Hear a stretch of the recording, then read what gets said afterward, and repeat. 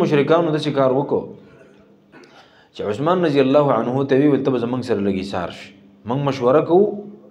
خپل جرګه را واړو خپل میټینګ را واړو د دې مشرانو سره مشوره کوو نو ته زمنګ سره لګي سار شنو چې به ته موږ کوم خبره وکړو نو هغه به ته پیغمبر علیه السلام ته ورسه نو عثمان رضی الله عنه د ځان سره ایثار کو او د دیو د مشوره چې ونه دا لګ وګد شو لګ وخت واغسته او په دې منځ کې په مسلمانانو کې دا خبر خرش وا چې د مکه مشرکانو عثمان رضی الله عنه شهید کړه نو دا ډېر خطرناک خبره و د مسلمانانو لپاره او ډېر لوی غدر زکه چې په هغه زمانہ کې د سفیر وجل نو په یو قانون کې که هغه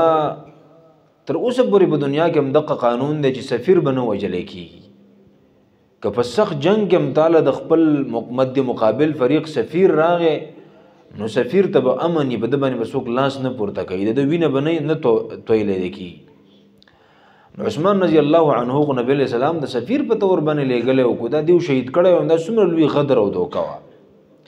مسلمانانو کې چې کله دا خبره خورش وا چې عثمان رضی الله عنه اغا مشرکانو شهید کو نو نبی صلی الله علیه وسلم ډیر زیات خپشو مسلمانان هم خپشو نبی علیہ السلام راغی او د وکیکر د ونه لاندې کې ناشته حدیبی په دې مقام کې او صحابه کرامو ته اعلان وکړ چې لا نبرح حتى نناجز القوم ول تر هغه وخت پورې بدازه پریدونه تر سوچ دې مشرکان نوم بدل نه غسته د عثمان رضی الله عنه او بیا نبی صلی الله علیه وسلم صحابو ته اعلان وکړ شراشی زما سره بیعت وکړي نو صحابه کرام رال د نبی له صلوات و سلام سره دوه ډلې د صحابه یو هغه خلکو چې د پیغمبر له سلام سره په مرګ باندې بیعت وکړ چې موږ بدل د ځانونو شهیدان کو یعنی تر هغه وخت پورې بزونه چې تر سوم یاد عثمان رضی الله عنه بدل نه غسته او یا موږ دلته شهیدان شوي او دویم هغه ډله وا چې د نبی صلی الله علیه وسلم سره په دې خبره بیعت وکړو چې موږ په یو صورت کې میدان نه پریدو یا دا چې موږ شهیدان شو انتقام ولو میدان نه بتختونه نو خبره مې و جوړیږي په مرګ باندې بیعت کول او په میدان کې په ودرېدو باندې بیعت کول د نبی صلی الله علیه وسلم سره صحابه بیعت وکړو دا خو څور لسو صحابه عثمان دغه چې و د عمر رضی الله عنه عبد الله ابن عمر و اغلق د سلری تلو و دیونه لاندې ناستو او خفو چې لکه دا ظالمان مونږ ولې نه پرې دې مکه نو وی دلته د نبی له صلوات و سلام خاطه صحابه را جمع شو د نبی له سلام سره بیعت کو نو وی مات عمر رضی الله عنه چې ورشد اس غنه د نبی له سلام نه صحابه را تو شوی دي بل چې زراله من خلق د نبی له سلام سره بیعت کو او بیعت طریقه سوا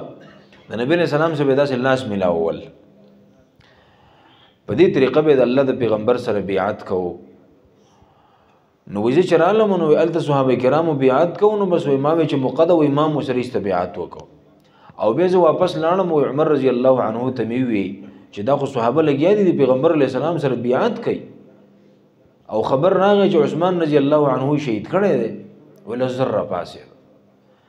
ول چې راغی نبی له صلوات و سلام خو د خلکو سم ستړی کړو ځکه چې څور لسو کسانو لاس ورکول او دغه نه بیعت غسل د ګران کار دی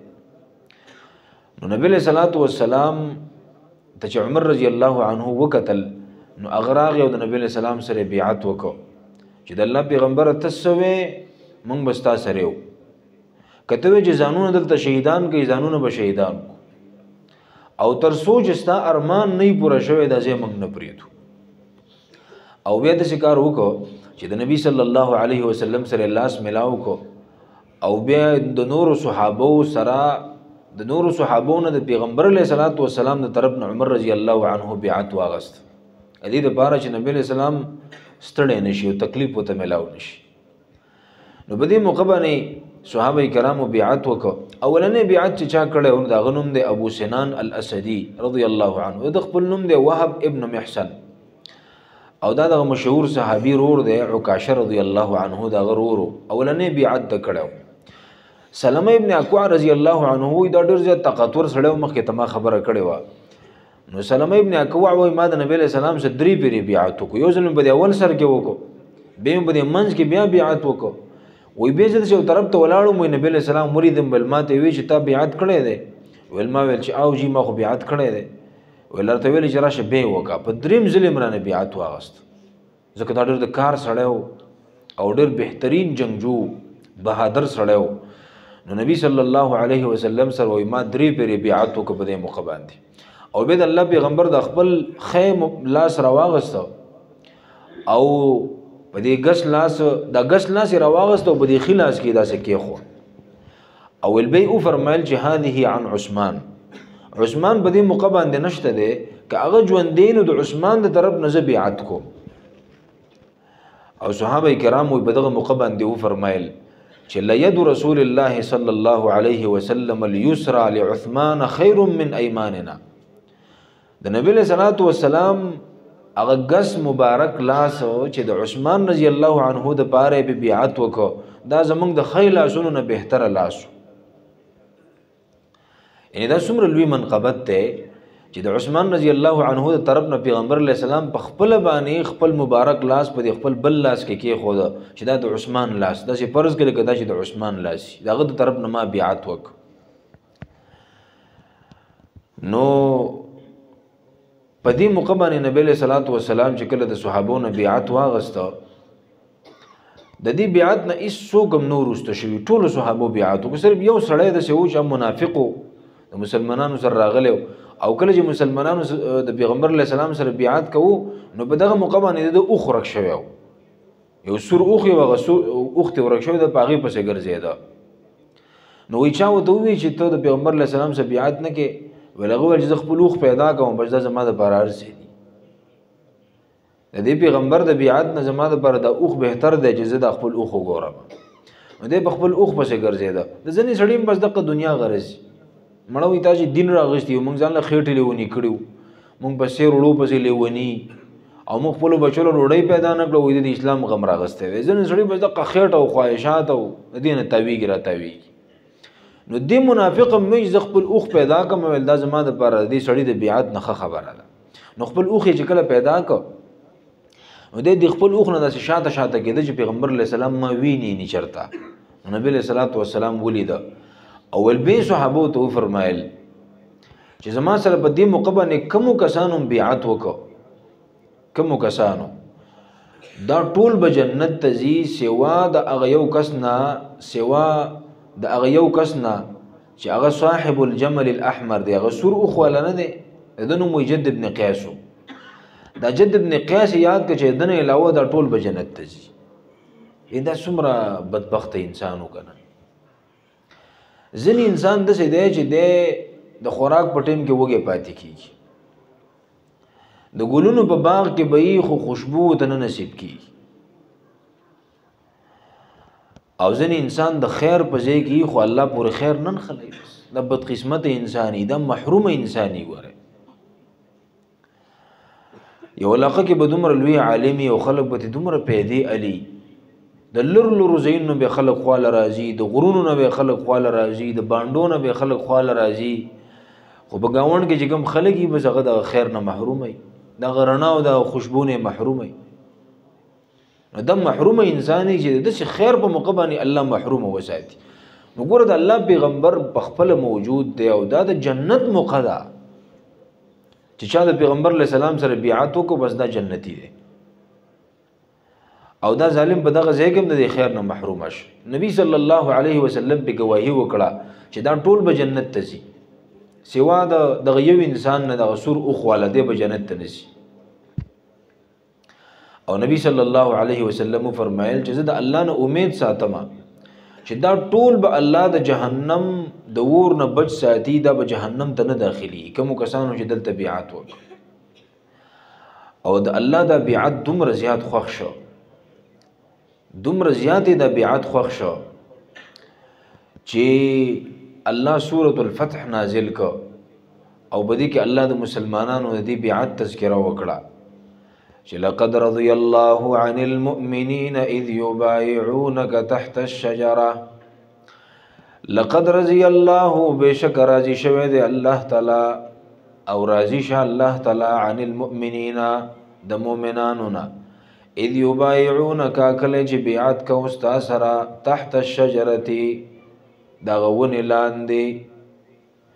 فعلم ما في قلوبهم فأنزل السكينة عليهم وأثابهم فتحا قريبا فعلم ما في قلوبهم الله تعلم اغ ایمان او اخلاص في قلوبهم چې دیو پزلونو کېو فأنزل السكينة عليهم الله بدیو بني سکینه نازل کړه وأثابهم فتحا قريبا او الله د دې بیعت په بدل کې دیو ته نږدې فتح ورکړه چې په نږدې وخت کې الله است مکه فتح کړ مسلمانانو ته الله د مکه فتح مور نصیب کړ دا خو د دې بیعت نتیجه وګڼه دا هغه اثرات چې په دې بیعت باندې مرتب شوي مسلمانانو د الله د پیغمبر سره د خلو خبرې نه وی ګوره صرف د جبې د سر بیعت نه دا د زړه خبرې وي ځکه خو به الله گواهی وکړه کنه چې لقد رضي الله عن المؤمنين اذ يبايعونك تحت الشجره د دې بیعت د عاقبت او انجام اچا ته پته نه واچي دې په نتیجه کې بس کیږي او چې نبی له صلوات و سلام د بیعت اعلان وکړ ټول مسلمانان د یو بل نمخ کې را لو یو د بل نمخ کې کېده یو اجازه مخ کې بیعت وکم او بل اجازه مخ کې بیعت وکم نو الله رب العالمین د مسلمانانو نه بیعت پدی بیعت ته الله دومره راضی شو